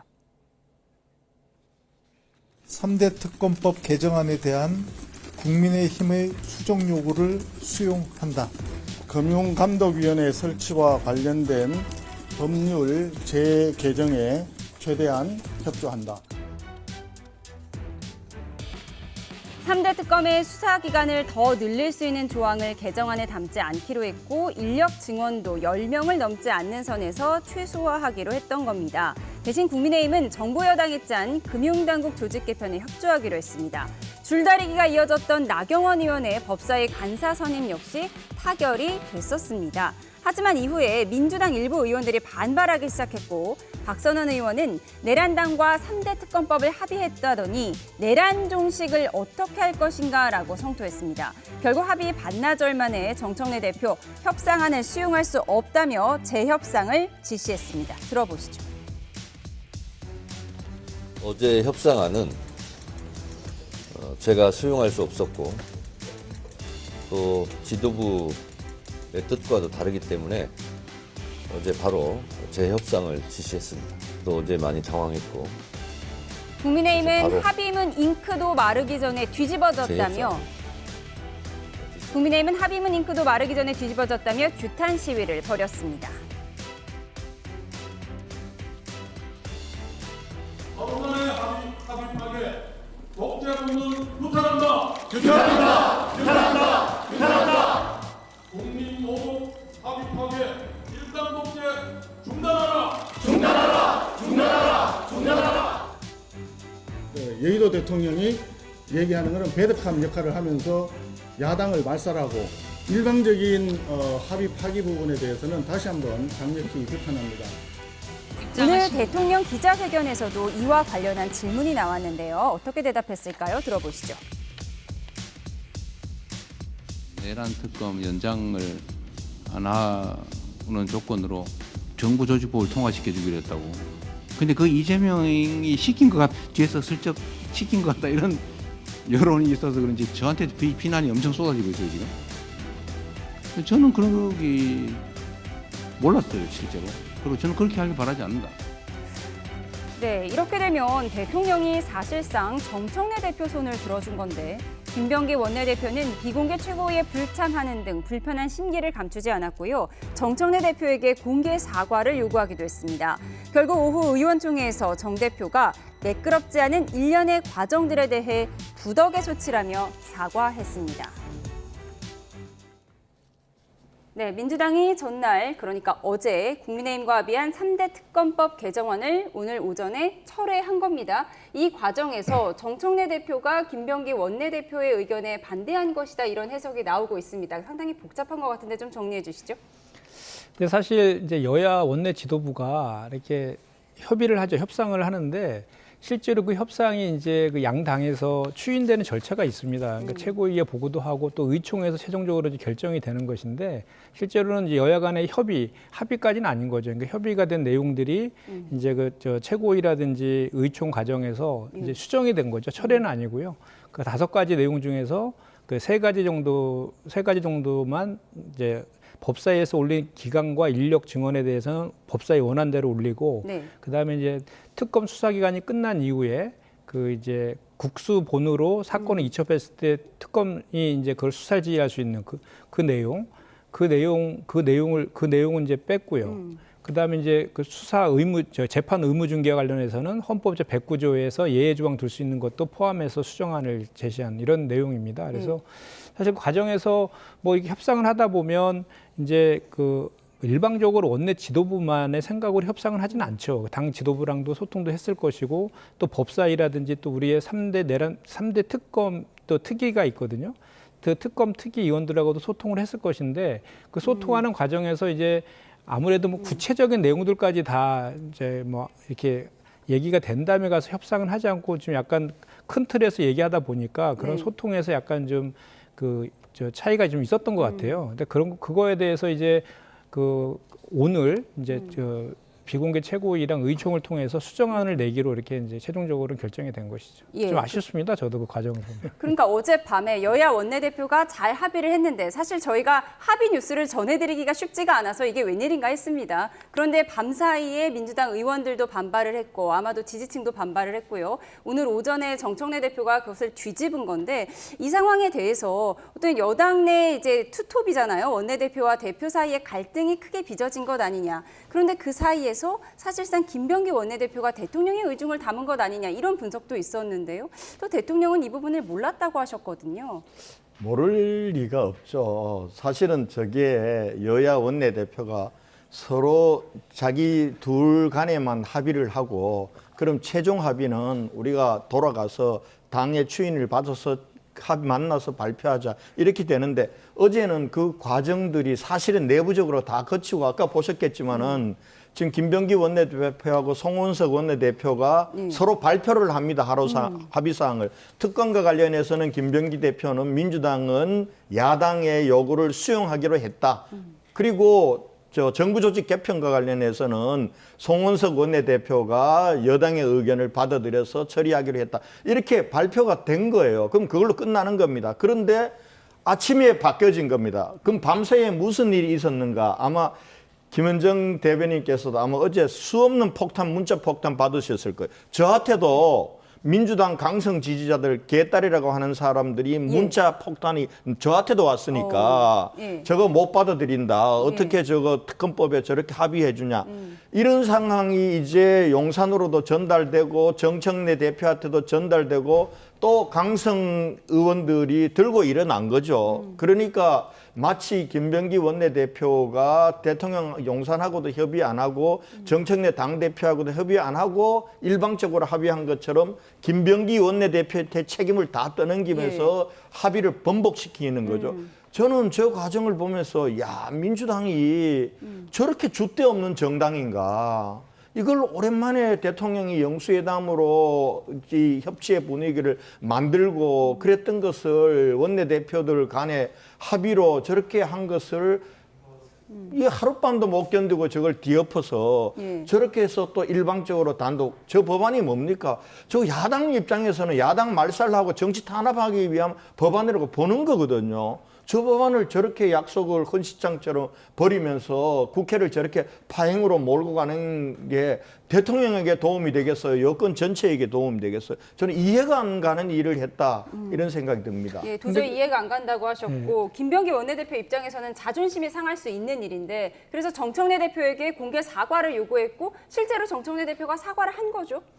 오늘 의총에서 본인의 부덕의 소치라고 했고 그 뭐 당원과 국민과 그리고 우리 여기 참석한 의원들에게 좀 사과한다 이렇게 말씀을 하셨어요. 근데 이제 좀 전에 이제 우리 권 의원님께서 말씀하신 것 중에 여야 원내대표가 발표를 한다래도 그게 합의된 거라고는 하진 않죠. 그전에도 그 권성동 원내대표 시절에 그 여야가 원대끼리 이렇게 협의된 내용들에 대해서 의총에서 국민의힘의 사정 때문에 또 번복된 적도 있었거든요. 그래서 그걸 합의라고 보는 것은 좀 아닌 것 같고, 다만 이제 저희 더불어민주당 입장에서 보면은 그렇게 좀 처음에 이렇게 그 소통이 좀 잘못돼 가지고 이렇게 수정안을 낼 수밖에 없는 상황에 초래된 것에 대해서는 그거는 좀 아쉬운 측면이 분명히 있는 것이죠. 그래서 그 과정에서 이재명 대통령께서 뭐 입법은 국회에서 하는 거니까 더불어민주당에서 원내와 당 지도부 간의 그 소통을 통해서 이제 하는 것이고 또 그 의총을 통해 추인하는 것인데 대통령께서 그 내용을 알지는 못했을 겁니다. 그리고 실제로 그 정부조직법하고 지금 현재 시대 정신이 내란을 빨리 종식하라는 거고, 그걸 통해서 국민을 통합하라는 것이니까 정부조직법을 위해서 이 특검법과 뭐 바터하거나 이렇게 거래하는 것은 상상할 수 없다. 그건 동의하지 않는다라고 대통령께서 말씀하신 것 같고, 그 취지는 저희 원내 지도부도 마찬가지였습니다. 마찬가지였고, 다만 원내 지도부 같은 경우는 지금 새로운 정부가 뜨면 사실 그 새로운 국정 운영에 맞춰서 정부 조직을 좀 개편하잖아요. 그러면 그거는 과거에 관행적으로 보면 여야 없이 다 그거에 대해서는 동의를 해줬거든요. 그런데 지금 현재 그 정부조직법이 9월 25일 날 본회의를 앞두고 있는데 그와 관련된 후속 법안들이 많이 있어요. 12개 정도의 후속 법안이 더 통과가 돼야 되는데 그중에서 9개가 제가 속해 있는 정무이고 2개가 이제 기재입니다. 근데 2개 상임위에 이 위원장께서 지금 국민의힘이 맡고 계셔가지고 지금 협조가 잘 안 되고 있는 그런 상황이에요. 그러다 보니까 원내 지도부 입장에서는 그 정부조직법도 좀 무난하게 좀 이렇게 처리하고 정부의 국정 운영을 뒷받침하겠다는 책임감이 있을 거 아닙니까? 그런 차원에서 적극적으로 그 여야 간의 협의에 좀 응했던 것 같고요. 그 과정에서 이제 당 지도부라든지 또는 그 법사위원이라든지 또는 특위위원들이 봤을 때에는 원래 이 3대 특검법 개정안의 핵심 내용은 처음에 시작은 기간과 인력의 문제였거든요. 그런데 그것이 이제 그 논의하는 과정에서 특위의 의견들이 반영되면서 뭐 그 지휘권, 국수본으로 이전된 이후에 그 특검의 지휘권이라든지 뭐 수사 그 재판의 그 의무 중개 이 조항들이 들어간 것이었거든요. 그래서 그것을 다시 이제 이런 논의 과정을 통해서 좀 마찰은 있었지만 논의 과정을 통해서 수정안으로 이렇게 정리했다 이렇게 보시면 될 것 같습니다. 덧셈 특검법은 이게 만약 김현정 의원님 말씀이 사실이라고 하면은 여권의 전체 시스템의 문제예요. 지금 검찰청을 해체하고 검찰 개혁 관련해서는 당하고 대통령실하고 이견이 있는 것처럼 이렇게 비쳤잖아요. 사실 이견이 있는 거예요. 이견이 있는 거고 지금 아직도 보안 수사 문제라든지 이렇게 어떻게 할까는 정리가 안 된 거예요. 근데 지금 어제는 더 문제가 뭐냐 하면은 원내대표가 특검법 개정안과 정부조직 개정안을 야당하고 협의하는데 이 부분들이 지금 당대표하고 원내대표하고 또 안 맞다는 거 아니에요. 소통도 그렇게 안 되고. 그리고 대통령도 모르면서 원내대표가 일방적으로 이걸 합의를 봐가지고 이걸 합의를 뒤엎는 걸 했다면은 여권 내에서는 대통령실하고 당하고도 안 맞고 또 당내에서도 당대표하고 원내대표하고 안 맞으면은 이렇게 해서 국민들이 불안해서 어떻게 지금 민주당 정권에게 국정을 위임하겠냐는 거예요. 저는 그 부분들부터 오히려 민주당 내부부터 좀 단도리를 좀 해라. 그래야 국민들이 믿고 국정을 맡기지 않겠어요? 그런 말씀을 드리고 싶어요. 덧셈 특검법은 여야 합의가 됐다가 밤사이에 뒤집어졌고 결국 민주당 주도로 통과가 됐습니다. 꼭 하실 말씀 있으신가요? 그러니까 이제 더불어민주당은 그 민주적인 절차를 중시하는 거죠. 그러니까 최종적으로 확정될 때까지는 당내 의견이 다양하게 있을 수 있지 않습니까? 그 다양한 의견들을 조율해가지고 최종적인 내용이 도출되는 것이니까 그런 과정에 있었다라고 보시는 게 맞고, 그리고 검찰 개혁과 관련해서는 당정대 간에 이견이 없다라고 수차례 저희가 확인을 했고 수기 분리를 얼개로 하는 정보조직법을 9월 25일 날 통과시키고 1년 동안의 유예기간 동안에 말씀하신 보안수사권 문제라든지 또 국민 불편이나 이런 것들에 대해서는 충분하게 총리실 산하에 그 추진단을 만들어가지고 충분히 공론화하고 수기 작업해서 만들겠다 이렇게 해서 발표된 거지 않습니까? 그래서 그건 좀 믿어주시면 좋을 것 같습니다. 당정 갈등이 없다고 하셨지만 이렇게 작은 일들이 자꾸 표출이 되다 보니까 여러 해석이 나오고 있는 것 같습니다. 국민의힘은 덧셈 특검법 처리에 필리버스터는 하지 않기로 했습니다. 그리고 권성동 의원 체포동의안 표결에도 불참을 했는데요. 이에 앞선 권성동 의원의 신상 발언 들어보시죠. 공유자가 1억 원을 전달했다는 그날은 제가 공여자와 처음으로 독대한 자리였습니다. 상식적으로 생각해 보십시오. 어느 누가 처음으로 독대한 자리에서 불법적인 정치 자금을 주고받을 수가 있겠습니까? 저는 검사를 20년 했고 정치는 16년 했습니다. 문제가 될 수 있는 돈을 받을 만큼 어리석지 않습니다. 피의 사실을 위법적으로 공표하고 가짜 뉴스를 무차별적으로 확산시켜 망신 주기와 낙인 찍기에 매진했습니다. 네, 권성동 의원 불체포 특권 뒤에 숨지 않겠다라고 했습니다. 근데 오늘 국민의힘 의원들은 표결에 불참을 했습니다. 아무래도 동료 의원에 대해서 이런 표결에 참석하기가 좀 쉽지가 않았을 것 같아요. 오늘 아마 특검법이 여야가 합의된 것들이 정상적으로 갔으면은 아마 우리 당 의원들이 참여해서 찬성표를 던졌을 거예요. 왜냐하면 권성동 의원께서도 의총에 나와서 나는 당당하다. 그리고 우리가 불체포 특권을 포기하겠다는 약속은 우리는 지키자. 그래서 나를 생각하지 말고 찬성을 해달라 이렇게 얘기를 했는데 근데 지금 특검법을 저렇게 합의됐던 부분들을 그냥 깨면서 강행 처리하는 걸 보면서 이제 권성동 원내대표를 하는 표적 수사란 게 그게 권성동 원내대표 하나에 끝나지는 게 아니구나.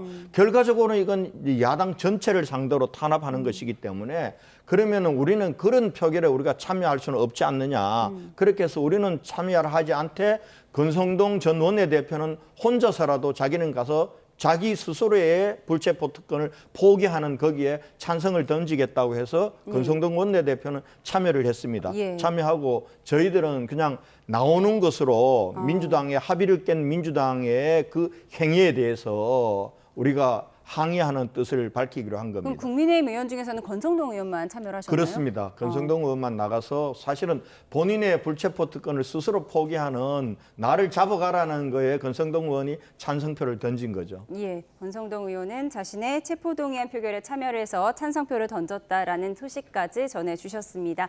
지금까지 정치온 김현정 민주당 의원, 권영진 국민의힘 의원과 함께했습니다. 고맙습니다.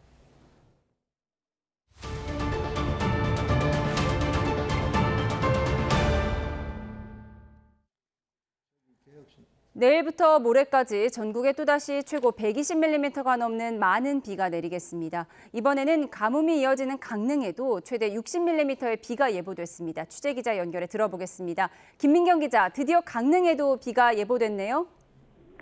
네, 강릉에는 모레 새벽부터 비가 시작될 걸로 보입니다. 예상 강수량은 20에서 최대 60mm로 장마철인 7월 중순 이후 가장 많은 양입니다. 다만 기상청은 저기압의 위치와 북동풍의 유입 정도에 따라서 비의 양에는 큰 차이가 있을 수 있다고 밝혔습니다. 가뭄을 완전히 해소하기에는 부족하겠지만 메마른 땅을 적셔주는 단비가 될 걸로 보입니다. 네, 반대로 서쪽 지역에는 이번에도 120mm가 넘는 많은 비가 예상된다고요? 네, 중국 산둥반도 부근에 있는 저기압이 우리나라를 지날 걸로 예상되기 때문인데요.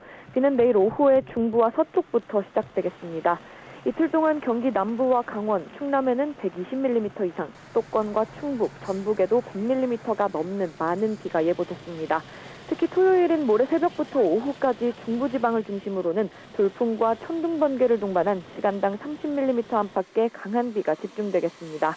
저기압을 따라 따뜻하고 습한 남서풍이 강하게 불어오고 북쪽에서는 찬 공기가 내려와 중부지방에서 맞부딪힐 걸로 보이기 때문인데요. 다만 기상청은 저기압의 발달 정도와 이동 경로에 따라 비가 집중되는 지역은 달라질 수 있다고 밝혔습니다. 또 비와 함께 해상에서는 풍랑특보가, 서해안에는 강풍특보가 내려질 가능성도 있습니다. 비는 토요일 저녁에 서쪽부터 차츰 그치기 시작하겠고 동쪽 일부 지역은 일요일 오전까지 이어지는 곳이 있겠습니다. 지금까지 과학기상부에서 YTN 김민경입니다. 오늘 새벽 인천 옹진군에서 갯벌에 고립된 노인을 구조하면서 자신이 입은 구명조끼를 건네준 30대 경찰관이 실종됐습니다. 올해로 34살인 이재석 해경 경장인데요. 이 노인은 무사히 구조됐지만 젊은 경찰관은 심정지 상태로 주변 해상에서 발견돼 끝내 숨졌습니다. 취재기자 연결해서 자세히 알아보겠습니다. 정현우 기자, 해경 구조대원이 실종된 경위부터 설명해 주시죠. 네, 인천해양경찰서 영흥파출소 소속 34살 이재석 경장이 실종된 시각은 오늘 새벽 3시 반쯤입니다. 인천 영흥군에 있는 섬인 꽃섬 주변 갯벌에 고립됐던 70대 노인을 구조하다가 밀물이 들어오면서 휩쓸렸던 것으로 파악됐습니다. 당시 구조 작업에 동원된 드론에 찍힌 영상을 보고 계신데요. 이재석 경장은 자신이 입은 구명조끼를 다리를 다친 상태였던 노인에게 건네는 모습이 여기서 확인되고 있습니다. 이후 노인은 이 구명조끼를 입고서 바다 위에 있다가 해경 헬기에 발견돼 새벽 4시 20분쯤 구조됐습니다. 구조 당시 영상을 보면 조끼가 형광색인데 해경은 조끼가 눈에 잘 보이다 보니까 노인이 이른 시간 내에 발견된 것으로 보인다고 설명을 했습니다. 네, 앞서 이 경장을 찾기 위한 수색은 어떻게 진행됐습니까? 네, 해경은 실종된 이 경장을 찾기 위해서 구조대를 투입하고 함정 21척과 헬기 2대 등을 동원해 일대 수색을 이어갔습니다. 그러던 실종 신고 6시간여 만인 오전 9시 40분쯤 꽃섬에서 1.4km가량 떨어진 해상에서 심정지 상태인 이 경장을 발견했습니다. 밀물에 휩쓸려서 멀밑에 떠내려 갔던 것으로 추정됩니다. 일단 이 경장은 심폐소생술을 받으면서 인근 항구를 거쳐 병원으로 옮겨졌지만 끝내 사망 판정을 받고 순직하게 됐습니다. 올해로 34살의 이재석 경장은 지난 2021년 7월에 임용돼서 4년 넘게 해경으로 근무했습니다. 해경은 이 경장이 평소 책임감이 강하고 근면성실해서 다양한 표창을 받은 적이 있다고 설명했습니다. 젊은 경찰관의 순직으로 해경 내부는 비통함을 감추지 못하는 분위기입니다. 장례는 해경이 주관하는 중부해경청장장으로 진행될 전망입니다. 지금까지 사회부에서 YTN 정현우입니다. 네, 대구에서 초등학교 여학생에게 짜장면을 먹으러 가자며 유인을 시도한 60대가 경찰에 붙잡혔습니다. 대구 서부경찰서는 미성년자 유인 미수 혐의 등을 받는 60대 남성을 임의동행 형태로 붙잡았습니다. 이 남성은 오늘 대구 서구 평리동 시장 인근 거리에서 초등학생 A양에게 접근해 이 짜장면을 먹으러 가자며 팔을 잡아 끄는 등 유인을 시도한 혐의를 받습니다. 네, 경기 광명시에서 귀가하던 초등학생을 끌고 가려 한 혐의를 받는 10대 남성의 구속 여부가 이르면 오늘 결정될 예정입니다. 수원지방법원 안산지원은 오늘 오전 성폭력 처벌 위반 혐의 등을 받는 10대 남성 A씨에 대한 구속 전 피의자 신문을 진행했습니다. 네, 이처럼 최근 초등학생 대상 범죄가 잇따르고 있는 가운데 서울 미아동에서도 9살 여자아이를 추행하려던 남성이 붙잡혔습니다. 서울 강북경찰서는 강제추행 미수 혐의 등을 받는 60대 남성 A씨를 검거했습니다. 아동이 남성을 피해 도망가며 실제 범행으로 이어지진 않았고 부모의 신고를 접수한 경찰이 자신의 집에 있던 A씨를 검거했습니다. 네, 제주의 고무보트로 미입국한 중국인 1명이 추가로 검거됐습니다. 제주지방해양경찰청은 오늘 중국인 50대 A씨를 서귀포시에서 붙잡았다고 밝혔습니다. A씨는 애초 자수 의사를 밝혔었지만 다시 잠적했다가 해경에 검거됐습니다. 해경은 남은 미입국자 2명을 쫓고 있습니다. 김정은 북한 국무위원장의 딸 주애가 중국 방문에 동행하면서 유력 후계자로서의 입지를 다진 것으로 보인다고 국가정보원이 밝혔습니다. 국정원은 김 위원장의 건강에는 큰 이상이 없는 것으로 판단했습니다. 이종원 기자입니다. 국가정보원은 김정은 국무위원장이 중국을 방문하면서 딸 주애를 동행한 건 후계 구도와 관련이 있다고 국회 정보위원회에 보고했습니다. 4박 5일 일정 가운데 공개된 동선은 베이징 도착과 출발 당시 2차례가 전부였지만 유력 후계자로서의 입지에 필요한 혁명서사는 충분히 확보한 것으로 분석했습니다. 김주애에게 해외 경험을 쌓게 하면서 부분에만 등장하게 해서 유력 후계자로서의 입지를 다진 측면도 있다는 평가를 제시하였습니다. 주애 이외에도 김 위원장에게 장애가 있거나 유학을 간 자녀가 또 있다는 일각의 분석은 사실과 거리가 있는 것으로 판단했습니다. 특히 유학은 존재를 숨기려고 해도 드러나지 않을 수 없다며 유학 가능성은 크게 보지 않는다고 보고했습니다. 꾸준히 이상설이 제기돼 온 김 위원장의 건강에 대해선 별다른 특이점은 발견되지 않았다고 분석했습니다.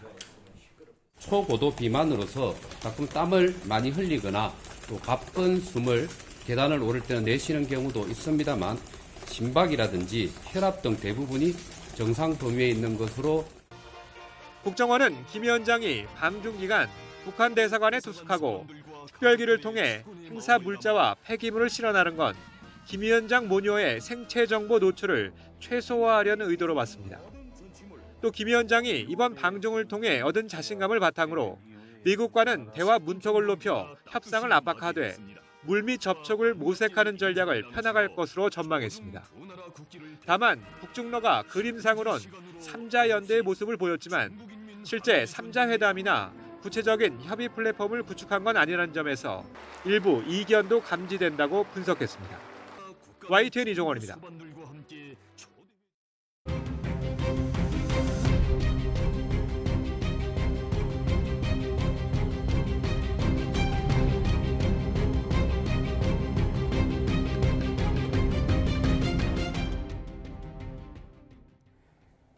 미국에 체포됐던 한국인들이 드디어 구금시설에서 풀려났습니다. 네, 공항까지 버스로 이동해서 우리 전세기를 탈 계획인데요. 우리 시간으로는 내일 새벽쯤 귀국길에 오를 것으로 보입니다. 김열수 한국군사문제연구원 안보전략실장과 함께 자세히 이야기 나눠보겠습니다. 어서 오십시오. 안녕하세요. 네. 안녕하세요. 지금 미국 조지아주가 한 새벽 4시쯤이고 한 네. 두세 시간쯤 뒤면은 공항에 도착할 것 같습니다. 자, 당시 석방되는 화면을 좀 보면서 함께 이야기 나눠보도록 하겠습니다. 당시에는 이제 미국 이민국 호송 차량일 줄 알았는데 민간 버스라고 하더라고요. 네. 예, 저게 이제 원래는 이민세관국 우리가 이제 흔히 얘기하는 아이스라고 그러죠. ICE.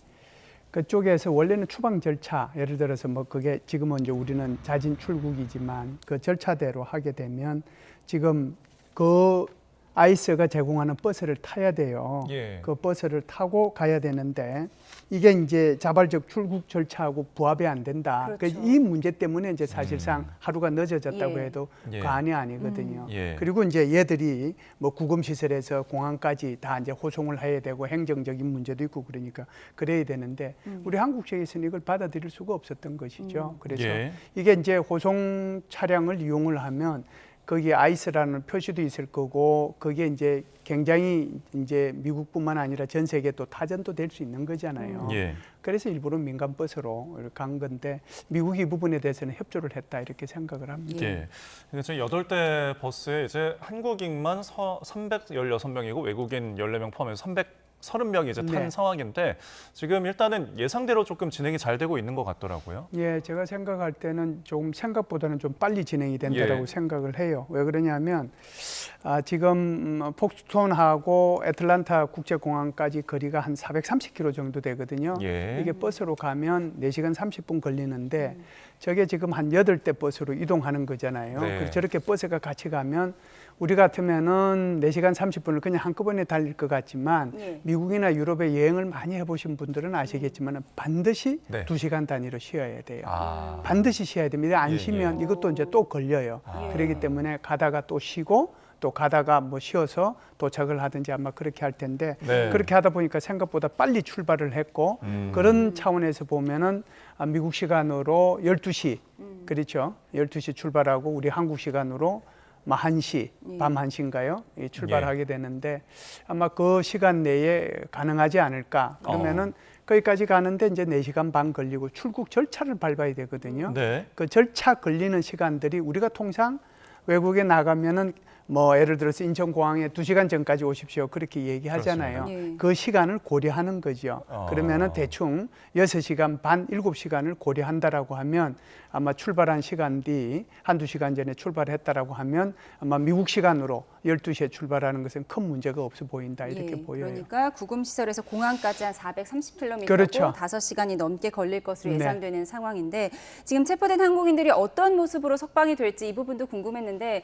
다행히 수갑 차지 않았고 평상복을 입고 나왔다고 합니다. 이 수갑을 차고 안 차고 이 부분에 있어서 협상을 하느라고 시간이 지연됐다는 것 같아요. 네, 그것 때문에 이제 사실상 하루가 더 늦게 이제 출발을 할 수밖에 없었는데요. 이제 이민세관국 입장에서는 원래 자기네들의 출국 절차대로 따랐으면 예. 이제 따라주기를 바랬던 거고 그렇게 하려고 했던 거죠. 그러면은 원래 이제 출국 절차는 어떻게 돼 있느냐? 원래 출국 절차는 이제 케이블 타이해서 자기네들 버스 이용해가지고 공항까지 가서 거기서 이제 내보내는 거거든요. 네. 그걸 이제 주장을 했는데 우리 한국에서는 그걸 받아들일 수가 없는 그렇죠. 거잖아. 예. 마치 범죄자인 것처럼 그렇게 포장이 될 수 있는 거고 그것이 이제 미국과 전 세계 타전이 되니까 이건 있을 수가 없는 거거든요. 예. 그렇기 때문에 아마 풀려 나올 때 이미 케이블 타이나 무슨 새서랑이나 이런 거 다 없어지고 옷은 거기 원래 수감이 되면은 이제 그 수감되는 복장 뭐 그런 전통적인 복장이 있잖아요. 나라마다 예. 조금씩 다르지만 저기 수감된 인원들 보니까 좀 푸른 청색 계통이었던데 거기에서 이제 자기가 원래 이제 구금될 때 입고 갔던 그 예. 민간인 복장 있지 않습니까? 네. 그 복장으로 갈아입고 아마 저 버스를 탔을 것이다. 지금 이제 버스가 지나가는 모습은 보이지만 예. 그 안에 이제 어떤 모습들은 안 보이잖아요. 예. 제가 볼 때는 아마 원래 자기들이 입고 있었던 우리 한국 분들이 입고 있었던 그 복장으로 갈아입고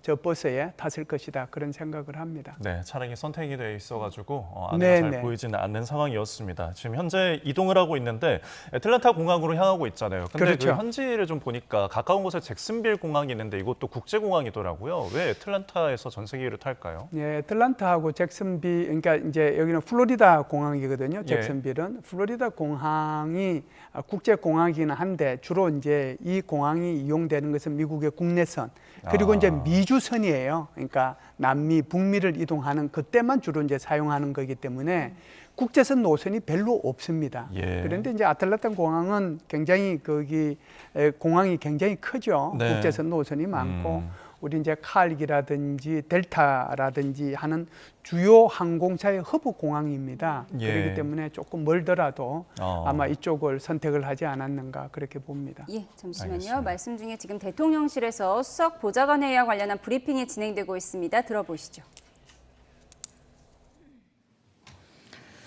네, 대수보 결과 관련해 브리핑하겠습니다. 강효정 대변인입니다. 오늘 오후 이재명 대통령은 수석 보좌관 회의를 주재하며 민생 문제의 해답은 책상이 아닌 현장에 있다고 언급했습니다. 특히 일상과 직결된 주거, 교통, 양육, 교육, 문화, 통신, 에너지 등 7대 핵심 민생 부분에 대한 과감한 생활비 절감 대책 수립을 강조했습니다. 이런 기조 아래 오늘 회의에서는 국민 생활비 부담 경감 방안에 대해 집중 논의되었습니다. 우선 국민 생활비 부담 현황이 보고되었습니다. 주거비, 교통비 경감 방안은 경제성장 수석실이, 양육비, 교육비, 문화비 경감 방안은 사회수석실이, 통신비, 에너지비 경감 방안은 AI 미래기획수석실이 보고했습니다. 이어 세대별, 수혜자별 국민 생활비 경감에 필요한 예산 현황을 재정기획보좌관실이 보고하였고 하준경 경제성장수석이 소비자 물가 안정 방안을 보고했습니다. 이 대통령은 특히 원룸이나 다가구, 복합주택 등에서 발생하는 깜깜이 관리비 문제에 큰 관심을 보이면서 관리비 명목으로 부당이득을 취하는 건 범죄라고 지적했습니다. 이를 해결하기 위해 집합건물 관리체계의 민주적인 구성과 실태조사, 제도 개선 등이 필요하다면서 당장 해결할 수 있는 일을 비롯해 종합적인 해결 방안을 검토하라고 지시했습니다. 한편 교통비 부담 경감 방안에 대해서는 균형 발전 영향 평가 항목을 모든 정책을 필수 평가 항목으로 도입해 지방에 더 많은 인센티브를 줄 방법을 모색하라고 지시했습니다. 가령 도심 수도권 간의 거리에 비례해서 가격 혜택 등의 수혜를 연구해 보라면서 수요 응답형 교통 확대 방안에 대해서도 좀 더 창의적인 아이디어를 내보자고 했습니다. 더불어 공공배달앱의 경우는 전국 단위 규모의 공공배달앱 통합 등 실효성 있는 방안을 검토해 볼 것을 지시했습니다. 양육비, 교육비, 문화비 경감 방안에 대해서는 첫째와 둘째 아이의 출산 양육 지원 제도에 비해 셋째 이상의 자녀 가정에 대한 지원 제도가 상대적으로 적은 것은 아닌지 살펴보고 전수조사해 보고하라고 지시했습니다. 다시 읽겠습니다. 지방자치단체장 시절부터 관심이 있었던 데이터 안심 옵션 전면 도입 개선 방향에 대해서는 기본통신권이라는 쉽고 편한 이름이 더 적합한 게 아니냐라고 직접 제안하기도 하셨습니다. 특히 소비자 물가 안정 방안을 보고받으면서는 비슷한 경제 환경의 다른 나라들에 비해 식료품 가격 변동성과 가격 수준이 높은 이유를 물으면서 근본적인 원인을 파악해 대책을 마련하라고 당부했습니다. 이상입니다. 인사청문 보고서 관련해서 대통령실 브리핑 듣고 오셨습니다. 저희는 대담 이어가도록 하겠습니다. 미국에 구금됐다 풀려난 우리 근로자들 원래 어제 출국하려다가 돌연 중단됐었죠. 미국 측의 사정이라고만 알려졌는데 오늘 이재명 대통령이 이유를 설명했습니다. 들어보시죠. 비행기에 탈 때까지는 미국 영토 내고 미국 영토 내에는 체포되어 있는 거니까 수갑을 채워서 버스로 이송하겠다. 그래서 우린 절대 안 된다. 근데 그걸로 계속 밀고 당기고 있는 와중에 소지품 돌려주고 이제 이게 자진 출국이냐 추방이냐 뭐 그렇게 논쟁을 하는 상태에서 물건을 돌려주고 있다가 중단했다고 해요. 백악관의 지시다. 왜 그랬냐? 자유롭게 돌아가게 해라. 가기 싫은 사람은 안 가도 된다. 뭐 그런 내용으로 트럼프 대통령의 지시가 있어서 그 때문에 일단 중단하고 뭐 그 행정 절차를 바꾼다고 그랬다고 해요. 네, 이제 언급한 것처럼 이제 수갑 이송 막다가 늦어졌다. 저희가 조금 전에도 언급을 했지만 그리고 또 트럼프 대통령의 지시가 또 다른 게 있었다라고 해요. 이 한국인들이 숙련공이란 걸 알고 나서 좀 미국에 남아서 교육을 하는 게 어떻겠냐 뭐 이런 질문에 그 답변을 했다고 하네요. 예, 그래서 트럼프 대통령이 지금 우리가 이제 일주일 정도 우리 그 한국인 근로자들이 구금돼 있었지 않습니까? 그 사이에 생각들이 많이 좀 바뀐 것 같아요. 처음에는 잘 모르겠다. 그리고 아이서, 소위 말해서 미국 이민 세강국을 두둔하는 듯한 발언을 했잖아요. 예. 그들이 할 일을 했다. 그런데 나중에 이제 상황을 알고 보니까 이게 좀 심각하다는 걸 알은 것 같아요. 그래서 이게 미국이 아주 뭐 범정부 차원에서 의도적으로 이런 문제를 일으켰다라고 저는 생각하지는 않습니다. 그러다 보니까 이게 미국의 전문 인력이 없으니까 예를 들어서 그것이 뭐 선박이든 컴퓨터든 그렇지 않으면은 지금 뭐 여기 배터리든 이런 전문 인력들이 우리는 없으니 외국에 또는 한국에 그런 전문 인력들이 와서 미국의 노동자들을 교육을 좀 시켜달라 그렇게 얘기까지 했거든요.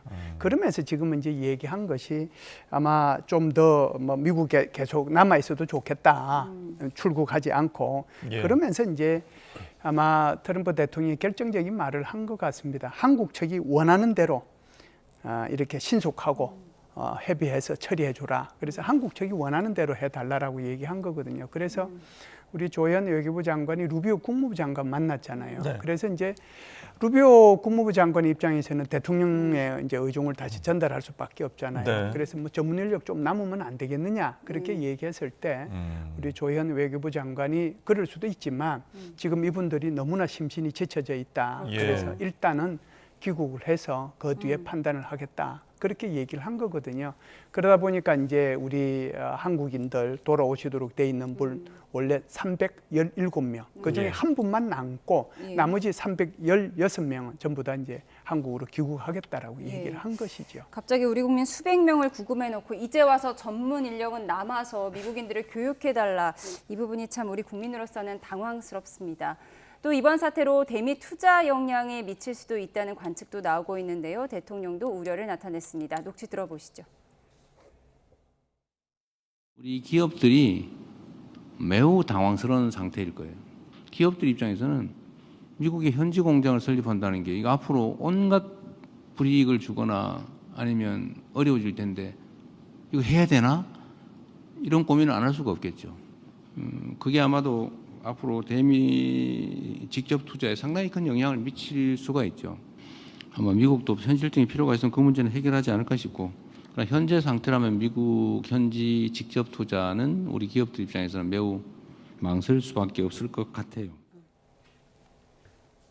네, 이번 사태로 뭐 구금됐던 국민들 속상했던 거야 말할 것도 없지만 기업들도 큰 피해를 봤잖아요. 이번에 전세계 띄우는 비용도 다 기업에서 됐다고요? 예, 뭐 전세계 띄우는 건 당연히 이제 기업에서 해야 되겠죠. 해야 되겠지만 사실상 이 사태가 딱 벌어지고 나니까 미국 내에서 지금 공장 지금 여기 현대자동차하고 LG 엔솔만 공장 건설하는 게 아니잖아요. 네. 삼성도 건설하고 또 다른 데서도 건설하고 엄청나게 투자를 많이 하고 있는데 거기 지금 이제 출장 가야 될 사람들이 계속 있잖아요. 출장 가는 사람들 일단 스톱을 시켰어요. 네. 그리고 바깥으로 나오지 말아라. 예. 그리고 귀국할 사람들 귀국해라라고 얘기를 했거든요.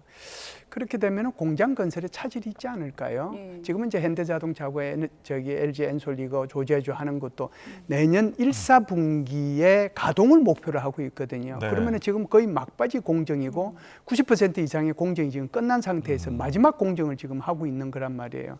그런 상태에서 이런 일이 있으니까 이게 굉장히 이제 업체로 봐서는 기업으로 봐서는 큰 손실이 있을 거고요. 예. 세 번째는 이런 문제가 있을 겁니다. 그러면은 거기에 이제 나머지 것들을 하기 위해서 사람들이 또 가야 되잖아요. 그러면 협력업체 직원들한테 가시죠. 그랬을 때 그분들이 지금처럼 저런 상황을 염려한다면 난 안 간다. 네. 트라우마가 그러지 않겠어요. 생겨서 쉽게 가겠어요. 그렇죠. 예. 바로 그런 것들 때문에 이제 문제가 생기는 거고 더 큰 것은 대통령께서 지금 말씀하셨지만 우리나라의 기업들이 야 이게 미국에 직접 투자하는 게 맞나 그런 고민을 하는 거죠. 그렇죠. 사실상 미국에 투자해서 엄청난 이익을 남을 거면 모르지만 예를 들어서 이제 미국에 우리가 이 반도체 공장 그런 걸 하나 지어서 움직이게 되면 우리나라에서 하는 것보다 훨씬 더 많은 비용이 들어가요. 예. 그럼에도 불구하고 왜냐하면 임금이 워낙 높으니까 또 숙련도도 낮고 그럼에도 불구하고 미국에 어쩔 수 없이 지금 투자를 하는 거잖아요. 그런데 이제 이런 상황까지 벌어지니까 이거 여기에 투자해야 되나 이런 생각이 왜 들지 않겠어요. 예. 그래서 본인들 그러니까 이번에 구금되신 분들도 굉장히 고통을 겪었고 우리 국민들도 굉장히 여기에 대해서 너무 많은 이제 불만도 가지시고 그러지만 예. 기업들도 뭐 그런 거 못지않게 엄청난 손실을 지금 감수하고 있지 않는가 이런 생각을 합니다. 예. 알겠습니다. 자, 결국에는 이번 사태가 이제 비자 문제가 굉장히 핵심인데 그렇죠. 조현 외교부 장관도 한국을 위한 새로운 비자 신설 방안 논의하기로 했다라고 이제 밝혔는데 그렇다면 이번에야말로 정말로 좀 해결이 될까요? 예, 비자 문제는 이제 두 가지 방안이 있겠죠. 예. 지금 이제 흔히 얘기하는 H-1B 비자라고 하는 거, 그것을 이제 더 많이 쿼터를 할당받는 방법이 있을 거고요. 두 번째는 아예 호주처럼 호주가 이제 인플로이먼트 카테고리 3라고 하는 E3 비자를 호주만 딱 받고 있잖아요. 그 비자를 우리 한국이 지금 E4라고 하는 인플로이먼트 카테고리 4로 해서 한 15,000명 정도 받는 방법이 있을 텐데 네. 우선 두 번째 방법은 우리 한국인만을 위한 그 방법은 의회 통과를 해야 돼요. 그럼 의회 통과하려고 하면 사실상 이와 관련된 법안들이 2012년부터 발의가 돼 있었는데 계속해서 이제 회기가 바뀌고 빠지고 다시 또 계류를 지금 하고 있는 상태인데도 오히려 여기에 이제 지지하는 민주공화 양 의원들이 숫자는 오히려 줄어들고 있거든요. 그만큼 미국 내에서도 반이민 정세가 강하다는 것을 의미하는 거죠. 그럼에도 불구하고 어찌됐든 이것을 조금 중기 과제로 두되 우선 급한 것은 당장 H-1B 비자, 전문직 비자라고 하는 것을 좀 할당을 많이 받아야 되지 않겠는가라고 생각을 합니다. 예를 들어서 멕시코하고 캐나다 같은 경우는 무제한으로 받거든요. 우리보다 훨씬 인구가 작은 싱가포르도 1년에 5,400명 받아요. 그리고 이제 칠레 같은 경우에도 1,400명 받는데 이들이 전부 다 미국과 FTA를 체결한 국가들이잖아요. 그래서 한국은 지금 한 2,000명 정도 받는데 이것보다 훨씬 더 많은 H-1B 비자를 받을 수 있도록 미국과 우선적으로 이 부분이 먼저 협의가 돼야 되겠다고 생각합니다. 비자 관련 절차 해결되어야겠지만 굉장히 시간이 걸릴 것 같습니다. 네. 이제 잠시 후면은 이제 석방된 한국인들이 전 세계를 타게 될 텐데 저희가 전 세계 관련해서 내부에 관련된 그래픽을 준비했는데요. 준비되면 보여주시죠. 네, 300여 명이 탈 전세기 이렇게 구성이 되어 있습니다. 네.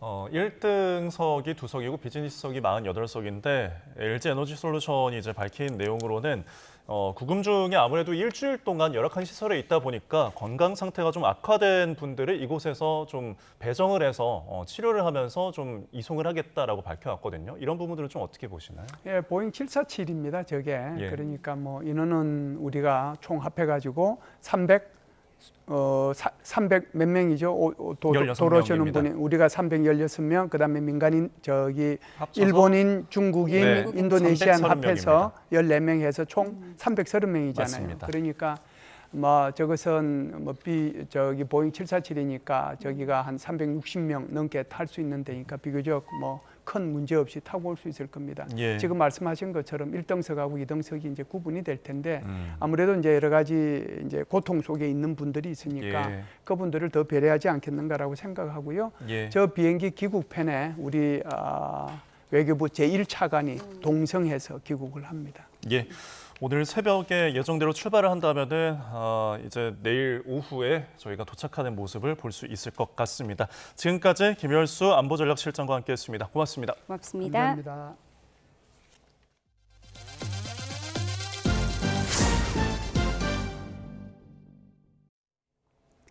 SPC그룹이 미국의 유명 멕시칸 푸드 브랜드 치폴레를 우리나라에 도입한다고 밝혔습니다. SPC그룹의 계열사인 빅바이트 컴퍼니는 치폴레 멕시칸 그릴과 합작법인 SNC 레스토랑 홀딩스를 설립하고 한국과 싱가포르 내 독점 운영권을 확보했습니다.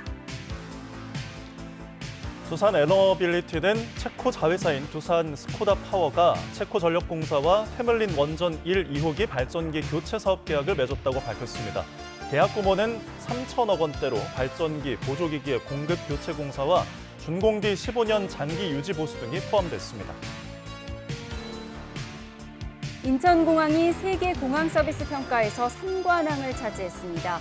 인천국제공항공사는 어제 중국 광저우에서 열린 제7회 공항 경험 서밋에서 고객 경험 인증 최고 단계 4년 연속 획득, 세계 공항 서비스 평가 올해 공항상 수상, 교통약자 접근성 인증제 최초 획득을 동시에 달성했습니다.